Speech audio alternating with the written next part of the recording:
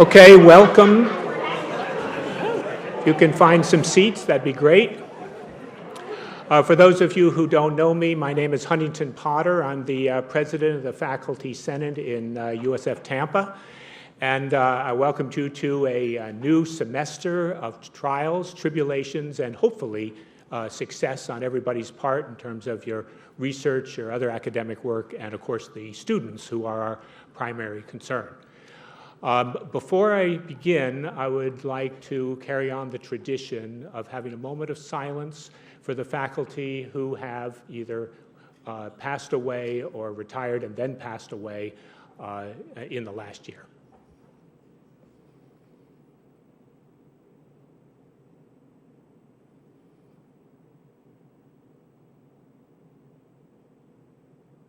Thank you. I would also like to introduce the Vice President of the faculty, Dr. Greg Teague, who's with us today. I want you to all feel that the Faculty Senate represents you in all matters that relate to the entire faculty at USF Tampa. My email and Greg's email are open to all of you, and you should feel free to bring to the Faculty Senate any concerns or celebrations that you have. I think that's a very important part of the Faculty Senate's job, is to have a good relationship with all the faculty and to communicate with all the faculty as we try to grow this university into one of the best in the world, and we're well on our way toward that. I would also like to acknowledge the president of the university, Dr. Judy Genshaft, who of course is here with us. There she is.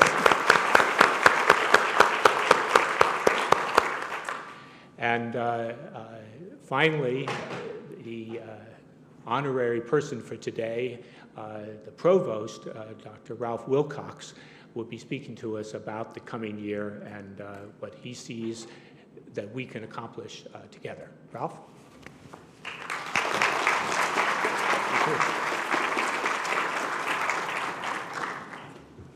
Well, good afternoon and welcome. Isn't this just a wonderful, wonderful building? And I hope at the conclusion of this event you'll have an opportunity to spend a few moments and explore. I think, Dean Eisenberg, we can explore up to the 6th floor, if I'm not mistaken. Not that far, then. Well, again, it's wonderful to welcome you all here this afternoon. Thank you, Dr. Potter, for your kind remarks and your introduction. I certainly look forward to continuing to work with you and the Faculty Senate in the year ahead as we maintain that path of progress for the University of South Florida that you alluded to. And President Genshaft, thank you so very, very much for your vision, your tireless energy, your leadership, and I have to say in particular, your commitment to supporting and growing the intellectual talent of this university. Our students, our staff, and our amazing faculty, which, as we all recognize, is the heart of this university. It's a privilege to serve you as Provost of the university, and I deeply appreciate the support provided to me by my colleagues on the faculty, and in particular by members of the university's leadership team. And I'd like to acknowledge those who have been able to join us this afternoon. Our Senior Vice President for Research, Innovation, and Global Affairs, Dr. Karen Holbrook. Karen, would you please stand? Be acknowledged.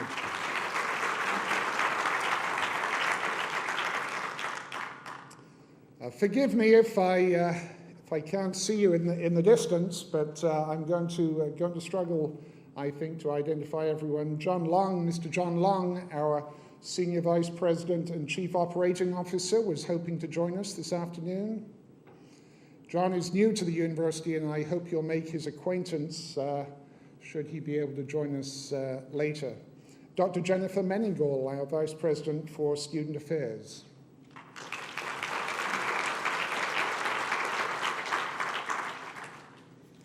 Dr. Michael Pierce, Vice President for Information Technology.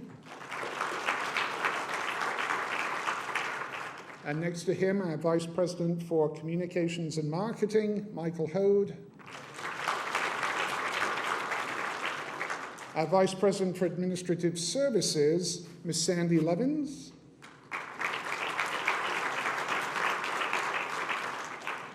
And who've I missed?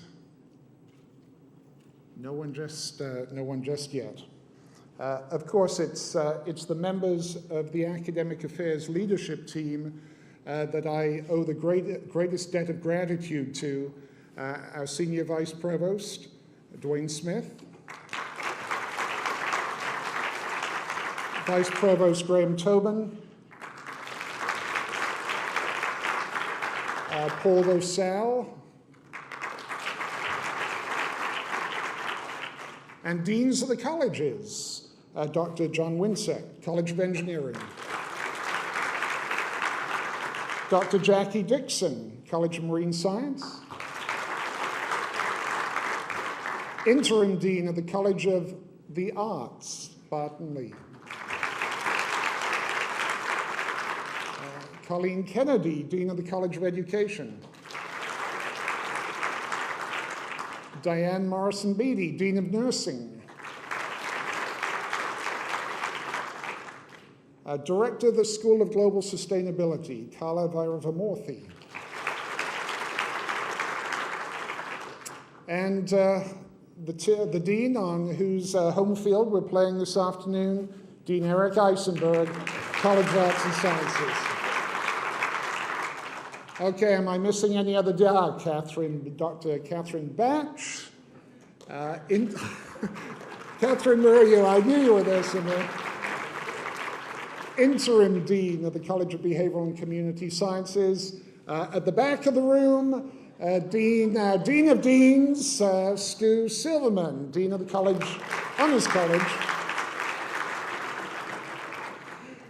And fingers are pointing all directions at the moment. I must in any way be the most inept of provosts when it comes to identifying Dean of the Graduate School and Associate Vice President for Research, Karen Liller. Thank you.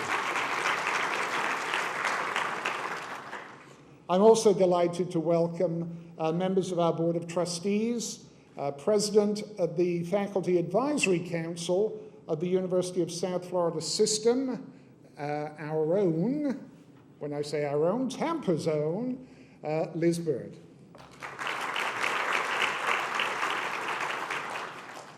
And was Matt Diaz, our student government president, able to join us this afternoon? Not yet. Okay. Now I can really get started with the fun part, I think, and what I hope you've been waiting for.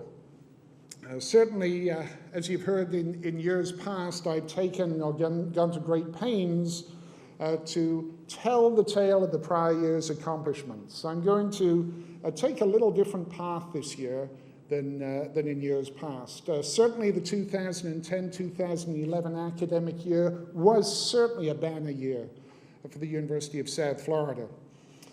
Thanks in large part due to the amazing accomplishments of our students and our faculty and our staff of the university. From USF's ranking as a high-impact global research university to our emergence as a national leader in patents and our students' unprecedented record in earning prestigious appointments as Freeman, Fulbrights, Gilman, Goldwater, and Hollings Scholars. As I suggested, a more complete story is told in my letter, the letter that I sent to you last month, and you can read, if you happen to miss it, you can read on the Provost website. As we anticipate the arrival of about 40,000 students on this campus alone next week, and perhaps another additional 8,000 or 9,000 students across the USF system, I'd like to begin by refocusing our efforts on student success. Led by Vice Provost Paul Rosal and colleagues in academic affairs, student affairs, and from across campus, the Student Success Council has made significant strides in the past year Yet, we certainly can't relax our efforts. It's a story of inputs that I'll talk a little bit about in a moment, throughputs, outputs, and outcomes, and remains a work in progress, even as we are able to celebrate our recent impressive gains. We must work harder to institutionalize student success as a permanent priority at the University of South Florida. For until each and every one of us own student success, from professor to student, from librarian to advisor, athletic coach and counselor, custodian and parking attendant, our targeted progress will be slow to come about. Significant gains are being made in recruiting and enrolling the right students, those that show the greatest likelihood of success, as we work with high schools, Florida community colleges, and state colleges to ensure that our incoming students are appropriately prepared to succeed in college. From curriculum redesign to changes in academic policies, investments in our institutional research capacity for student success, enhancements in professional academic advising and mentoring, including the installation of degree works, finally, an expansion of our very successful living and learning communities and faculty and residence programs, the Learning Commons and 24/5 library support services, tutoring and learning support center, the WD&F initiative that many of you have been engaged in, classroom capture, and the embrace of emerging technologies. And more recently, the Take 15 campaign, which encourages more and more of our students to enroll full-time. USF's comprehensive student success reform movement is drawing national attention. At the same time, new and upgraded instructional facilities like this amazing building, the All Steinway School of Music, and the significant improvements to Cooper Hall. You wouldn't have recognized it, would you? Many of you probably were a little lost when you got back to campus last week. Just amazing, amazing work. Thank you, Sandy Levins and your team. But improvements in Cooper Hall, the College of the Arts, Engineering, and Marine Science facilities promises to increase access to our students and markedly improve the student learning environment. Focused on the life cycle of student success, an impressive landscape, safety and environmentally friendly makeover for our campus community. Again, some of you probably wondered earlier this week whether you were driving onto the same campus as the one you left back in May. It's just so beautiful out there. But that makeover, along with upgrades to research facilities and USF's Career Center and amenities to enhance campus life, round out the impressive list of capital improvements that have greeted us at the onset of this academic year. The good news is that we're really making a difference in the lives of our students. Student academic profiles, retention, and graduation rates are all showing signs of significant improvement, and we expect to see lower student debt and higher levels of student satisfaction as this important work continues. We also remain mindful of the economic difficulties that so many of our students and their families are facing, and will place a special emphasis on financial aid leveraging during the coming year to ensure that our scholarship awards and other financial aid align with our strategic and enrollment plans. And each and every one of you can help by creating and promoting new on-campus employment opportunities for our most needy students. We want to hold our students on campus rather than driving them off campus to find work. While USF's characteristic and impressive trajectory has continued in the past year, we cannot ignore the serious challenges that higher education is facing the world today. Foremost, in the face of a shift in funding paradigm for public higher education, is the need for budget stabilization. That is, assuring an appropriate and predictable resource base to support our university's strategic priorities in the future. When we entered the Great Recession in the midst of the 2007-2008 academic year, we adopted a balanced and measured plan to identify efficiencies and to eliminate non-essential expenditures, to seek new streams of revenue, and to judiciously allocate cash reserves and subsequently federal economic stimulus funds to bridge, or if you will, offset our budget deficit. Our laser-like focus and discipline around strategic priorities, combined with our fiscal belt-tightening, has resulted in a remarkable record of institutional progress over the past 4 years, as we held true to recruiting, retaining, and rewarding our most precious asset, our students, our staff, and our faculty. Like many, we anticipated an economic recovery within 2 to 3 years, and some even thought a return to practices of the past. Through managing our enrollment and supporting our core academic enterprise, containing our costs, preserving existing streams of tuition and research revenue, and generating new sources of funds, we expected an acceleration toward our bold strategic vision. Alas, it's now clear that a continuing dependence on non-recurring reserve funds to fill the gap is not sustainable, and that building a robust, all-source, recurring base budget to support our strategic plan, our faculty, and our students will be essential to ensuring a strong future for the University of South Florida.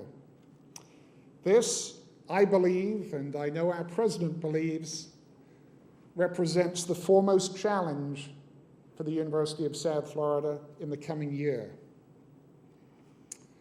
Yet we've also got other important work underway, including the search for new deans of University College and the colleges of the arts, behavioral and community sciences, and business.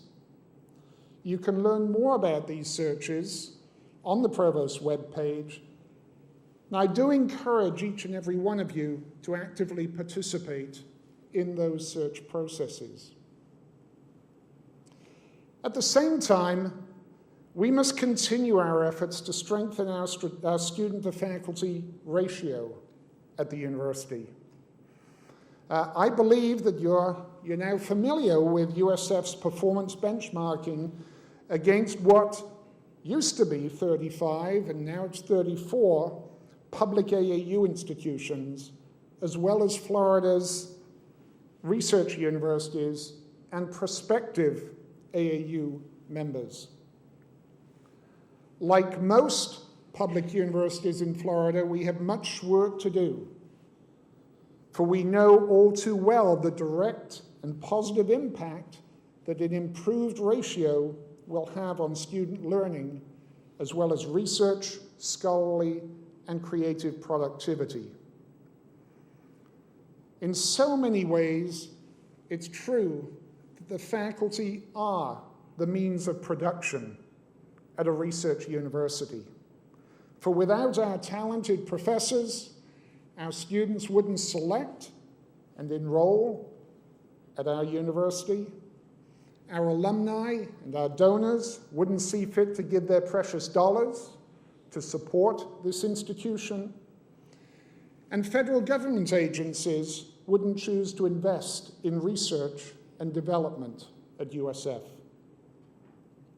Thus, recruiting, rewarding, and retaining our most talented and productive faculty members remain foremost priorities for our college deans and for myself. It's the reason why our Board of Trustees has, even in these most challenging of economic times, committed precious resources to recognizing the performance of our faculty and have made investments that reach beyond that which were initially bargained with the United Faculty of Florida. We care deeply about the USF community. Tomorrow afternoon, I have the opportunity to greet the charter class of Provost's scholars at the university. As some of you may know, we've launched an innovative and accelerated 3-year degree completion opportunity that promises significant cost savings to students, families, the university, and the state. While it's not for everyone, these carefully selected, highly motivated, focused, and well-prepared students will forge a new path for USF. After all, I, for one, have never really understood the logic or perhaps the magic behind 120 semester hours or 4 academic years of study spread most commonly over 2 semesters. It seems that such practices were anchored in the early traditions of British universities and the constraints of an agrarian calendar, both adopted by Harvard College in 1652. Surely in 2011, we know enough to adapt through being guided by a student's demonstrated level of knowledge and skill, competency, rather than being held to 120 SCH. During the upcoming semester, you will be invited to participate in the much anticipated launch of USF World. Senior Vice President Holbrook's vision promises to truly globalize USF through enhanced international services and activities, academic programs and area studies, as well as international research partnerships and global engagement. Growing numbers of international students and scholars, world languages, cross-cultural perspectives, and expanded opportunities for education abroad will find, finally, a central place in the life of our academic community as we seek to more appropriately prepare our students for success in the 21st century. At the same time, science, technology, engineering, and mathematics have become essential ingredients in strengthening the competitive position of our university, state, and nation. Embraced by the Board of Governors' vision for New Florida, a report released by the U.S. Department of Commerce just last month projected a 17% growth in STEM occupations between 2008 and 2018, compared to a 9.8% growth in non-STEM occupations. Moreover, the study found that 2/3 of STEM workers had a college degree, compared to just 1/3 of non-STEM workers. Their annual earnings were 26% higher than their non-STEM counterparts, and unemployment was markedly lower for those with a STEM education. The report concluded with an assertion that reads, and I quote, "Science, technology, engineering, and mathematics, STEM workers drive our nation's innovation and competitiveness by generating new ideas, new companies, new industries, and new jobs."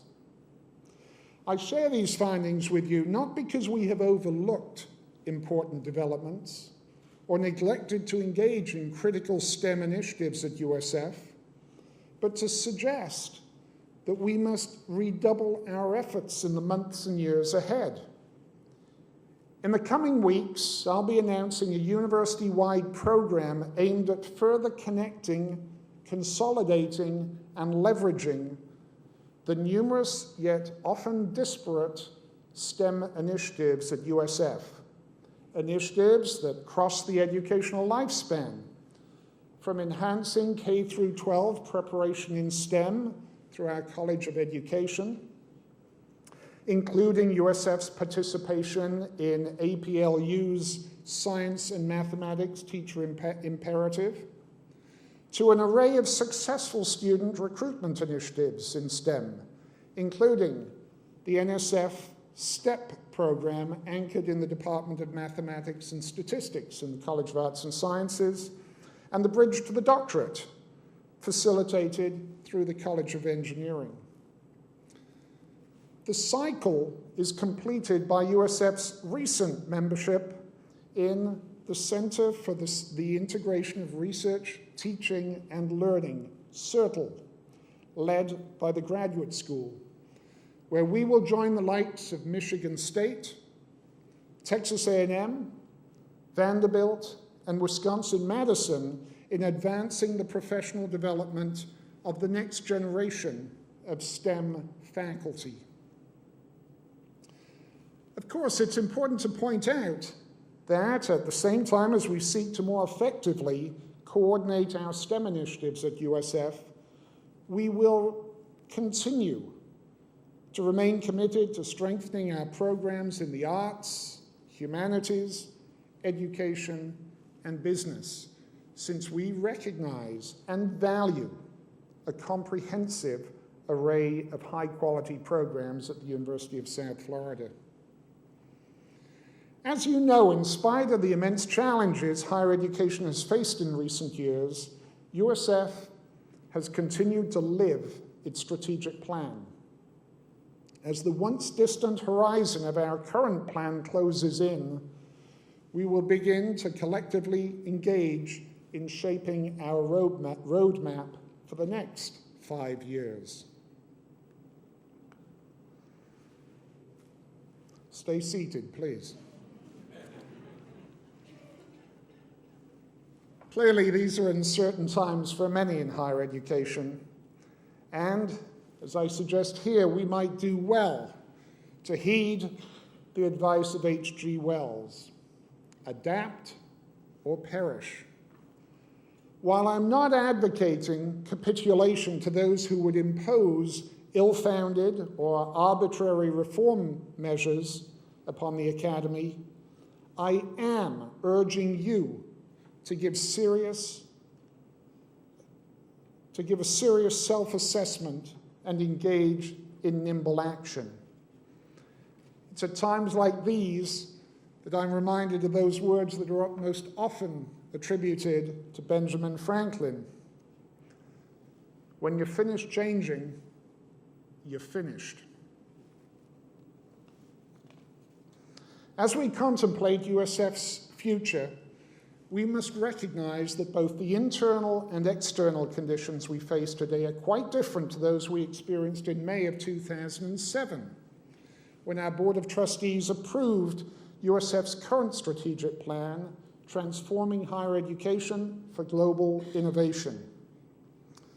Make no mistake, as futurist Bob Johansen has suggested, today's world is characterized by volatility, uncertainty, complexity, and ambiguity. And it'll take vision, understanding, clarity, and perhaps most importantly, agility to survive and flourish.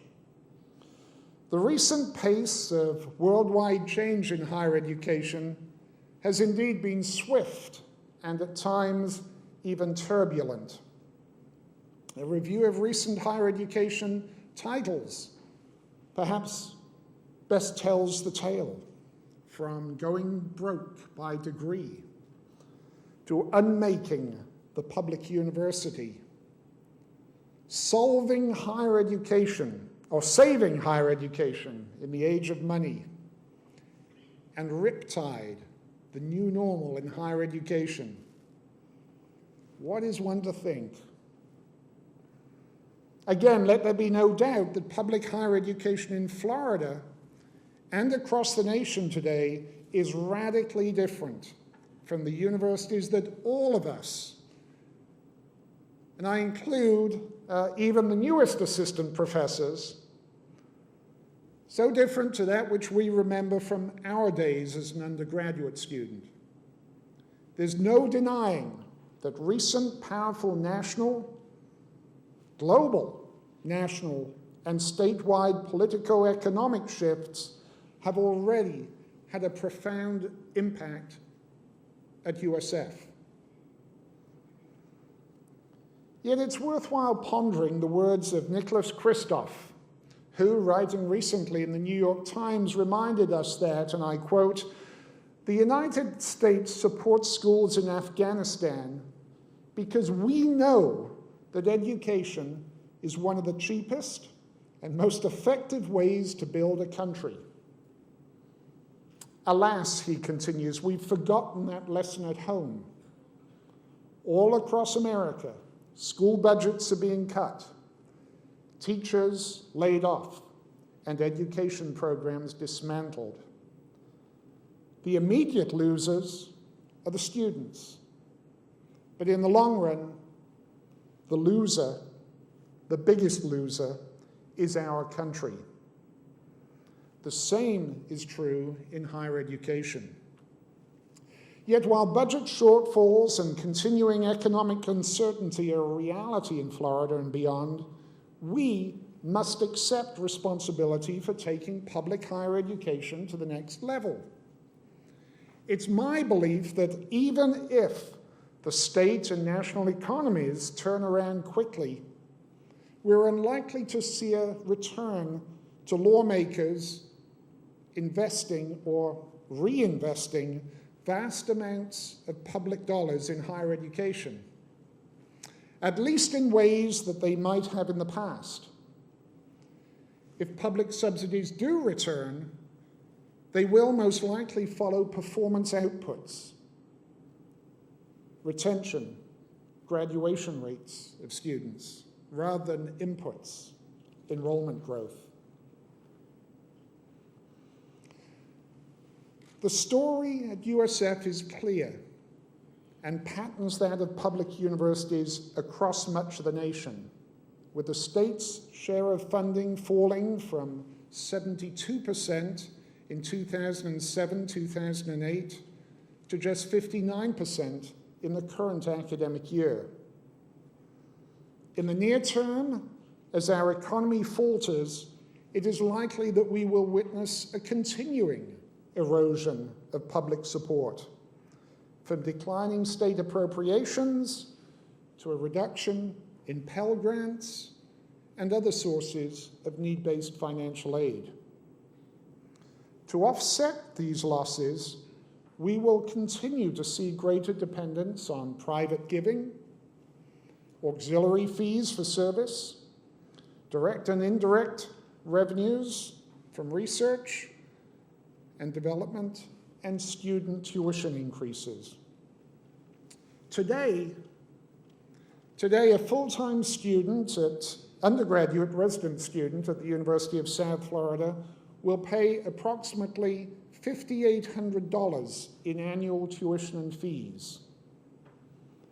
Even though this represents a sharp, proportional increase over time, Florida's tuition remains among the lowest in the nation. Even still, we can't lose sight of the annual cost of full-time undergraduate attendance at USF. Attendance, the cost of attendance, which includes tuition and fees, board and lodging, books and transportation, which now exceeds $20,000 a year.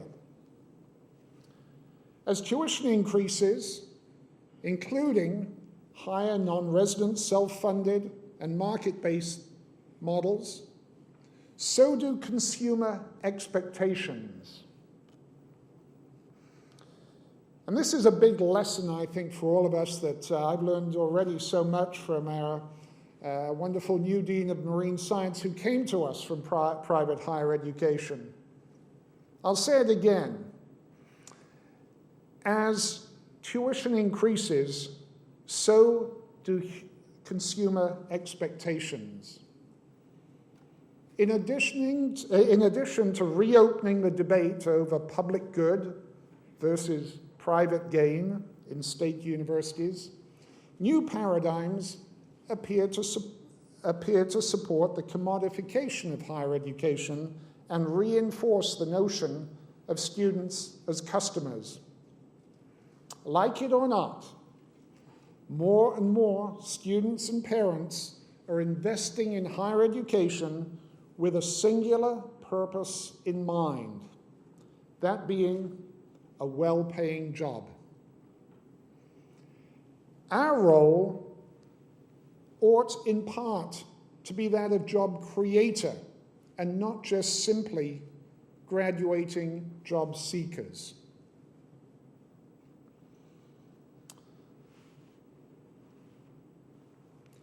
The main problem for Florida state universities is that even with proportionately steep increases in tuition over the past 4 years, new tuition revenues haven't even come close to offsetting losses in state funding, meaning that today we have fewer dollars to educate a USF student than we had in the 2006-2007 academic year, even as students and parents rightly expect more for their higher education payments. What's even more remarkable about USF's story over the past 5 years is that even as our budget has shrunk, so have our outputs increased, with impressive upward trends in student enrollment as measured by full-time equivalent students, the number of degrees awarded, and growth in research expenditures. Although we understand the worth of a university education, we strive hard on a daily basis to improve scholarly attainment and completion rates, the value of a degree appears to be increasingly under fire. We must tell our story more effectively. By the way, for those of you interested in better understanding the changing form and fortune of American higher education, I strongly recommend Louis Menand's essay, Live and Learn, Why We Have College, that appeared in the June 6th issue of the New Yorker. It's a fascinating essay and argument. We know that by 2018, nearly 2/3 of the nation's jobs will require some level of post-secondary education or training. Indeed, one goal that our leaders in Washington and Tallahassee agree upon is that in order for our nation and state to meet employer workforce needs and to maintain our global competitiveness, the proportion of Americans and Floridians with a college degree must grow significantly. We know that median lifetime earnings and quality of life improve with education. Today, a baccalaureate degree yields about $2.27 million in lifetime earnings. compared to $2.67 million for a master's degree, $3.25 million in a lifetime for a doctoral degree, and let's just say even more for those with a professional degree. You may have noticed that the Center on Education and the Workforce at Georgetown University has garnered much attention of late with its 2011 report entitled, "What's It Worth? The Economic Value of College Majors." To quote the authors, and certainly not to offend anyone in this room, but to quote the authors, while we found that any degree is better than no degree, we also found that there are significant differences. For example, the median earnings for full-time, full-year workers with a bachelor's degree, with bachelor's degrees vary dramatically from $29,000 for counseling psychology majors to $120,000 for those graduating with a baccalaureate degree in petroleum engineering. The study goes on to detail the economic value of 171 specific undergraduate majors. Moreover, we know that improved health and life expectancy tends to follow those with a college degree, as do lower unemployment rates. According to the U.S. Bureau of Labor Statistics, the unemployment rate in April 2011 for those with less than a high school diploma was 14.6%, while it was 9.7% for those with a high school diploma, about the national average, and 4.5% for those with a baccalaureate degree or higher. In Florida, that percentage, regrettably, was 18.3% for those with less than a high school diploma, 13.3% for those with a high school diploma, and 6.5% for those with a baccalaureate degree, and just 4.7% unemployment rate for those with a graduate or professional degree. In other words, you are more than twice as likely to be unemployed in Florida today if you have not earned a university degree. In spite of what we know, transparent accountability will remain paramount to all we do, and quality assurance, demonstrated performance efficiency, and outcomes will represent our best response to those that continue to question the relevance, the value, and the impact of higher education. At USF, we'll continue to shape our enrollment profile with a focus on more high-ability students, those demonstrating the scholarly aptitude to academically succeed. Next week, we fully expect to enroll the strongest freshman class ever in the history of this campus, as measured by high school grade point average, SAT and ACT scores, and the number of academic success factors. We will strive to enroll a more geographically diverse student body, bringing regional and global experiences and perspectives to bear on the quality and relevance of a USF education.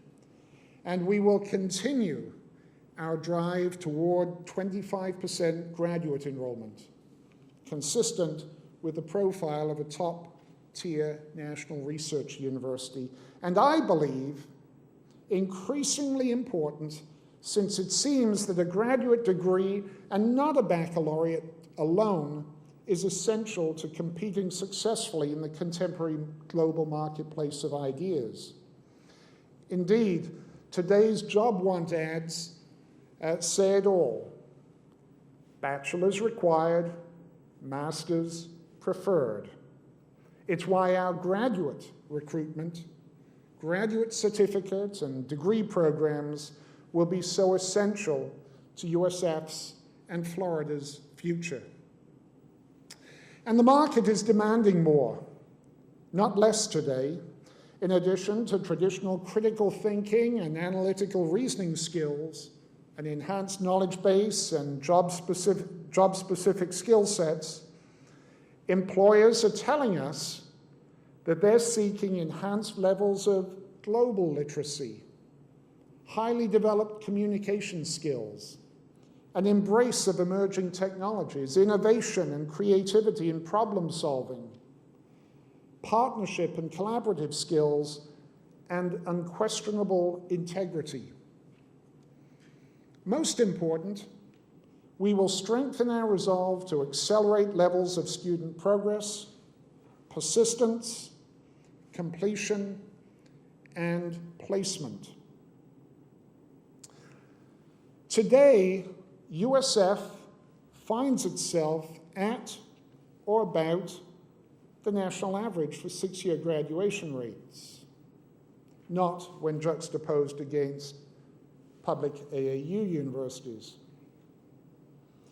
So we find ourselves about the national average. But I hope you all agree USF is not an average university. We have much work to do, and all indications are that we'll continue to build on the 3% increase in graduation rates that do show up there, the 3% increase in graduation rates that we've witnessed this year. For a metropolitan-based university that has proven itself indispensable to the communities it serves, USF's future is, in so many ways, grounded in entrepreneurial collaboration.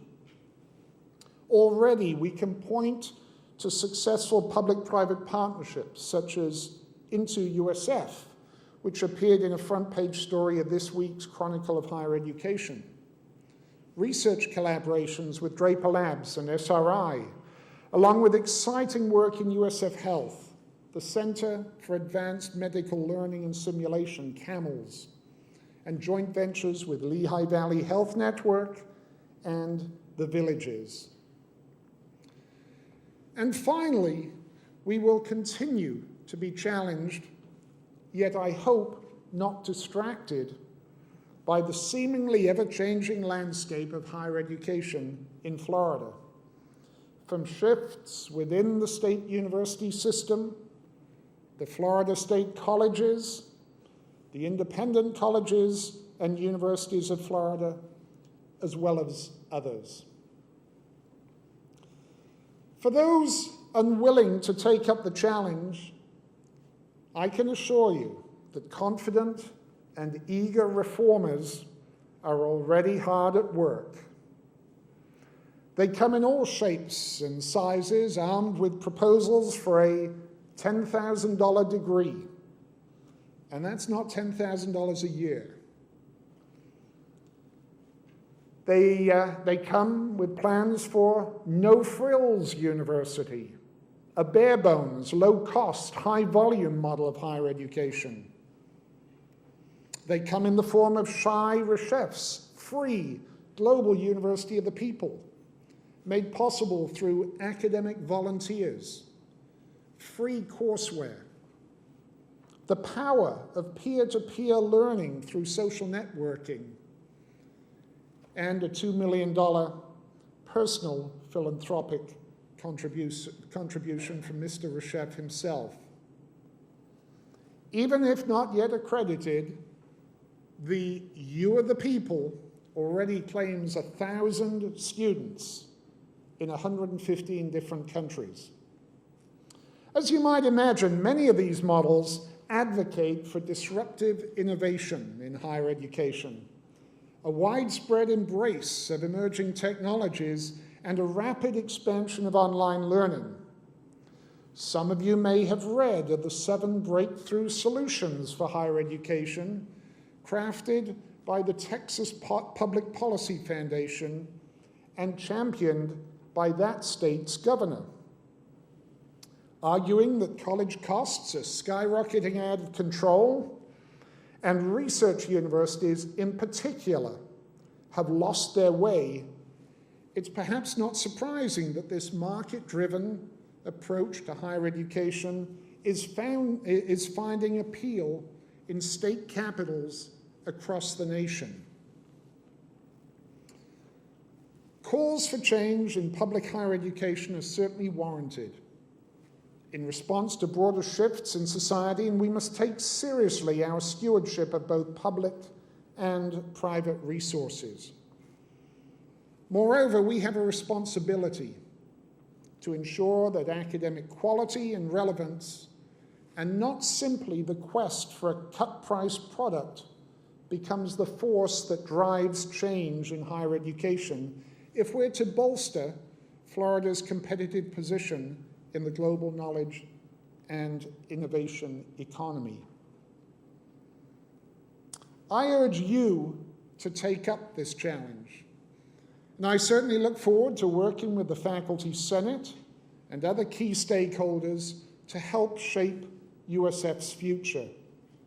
We cannot simply bury our heads in the sand and nostalgically dream of a return to public higher education salad days. It will not happen. And surely we cannot wait for those outside of the academy to determine our destiny. While I recognize that this may suggest a somewhat daunting challenge to some, it is in so many ways what USF stands for: transformation through innovation.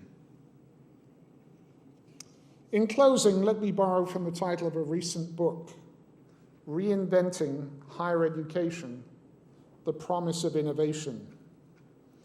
The needle has shifted.